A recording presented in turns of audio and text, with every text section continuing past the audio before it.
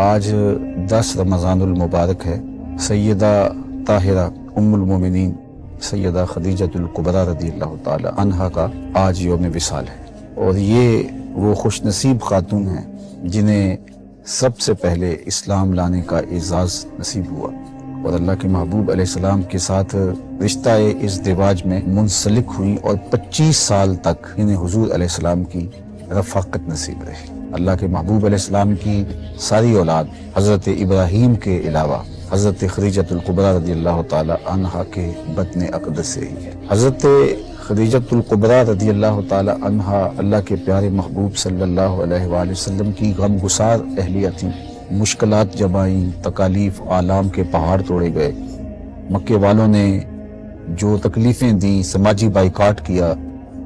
اور ہر طرح کی تکلیف اور ہر طرح کی اذیت اللہ کے محبوب کو پہنچائی، لیکن جب حضور گھر تشریف لاتے تو یہ جس طرح حضور علیہ الصلوۃ والسلام کی دل جوئی کرتی اور آقا کریم علیہ الصلوۃ والسلام کی غمخواری فرماتی، تو یہ انہی کا مقصود۔ اللہ کے محبوب علیہ السلام جب غار حرا میں قیام فرماتے تو کئی دن حضور علیہ السلام وہیں خلوت فرماتے، تو یہ گھر سے کھانا تیار کرتی تو وہاں چوٹی پر لے جا کے حضور علیہ السلام کو پیش کر۔ ایک دن برتن میں کھانا باندھا اور حضور علیہ السلام کو کھانا پہنچانے کی غرض سے اس چوٹی پر جہاں چڑھنا اتنا آسان نہیں ہے، اور یہ نازک اندام خاتون ملکۃ العرب حضرت سیدہ خدیجۃ الکبریٰ رضی اللہ تعالیٰ عنہا وہ برتن اٹھائے، کھانا اٹھائے، پہاڑ پہ چڑھ رہے ہیں۔ ابھی غار حرا میں نہیں پہنچتی کہ جبریل امین حاضر خدمت ہوتے ہیں، اور حضور کو اللہ کا سلام دیتے ہوئے حضرت جبریل عرض کرتے ہیں کہ حضور، حضرت خدیجہ برتن میں سالن اور روٹی لیے وہ یہاں پہنچ رہی ہیں، تو جب وہ یہاں پہنچیں تو اللہ کا بھی سلام دے دینا اور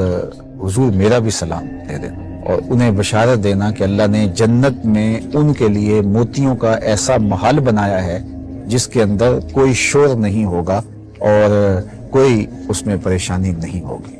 اللہ اکبر۔ تو آج یہ مبارک دن ان کی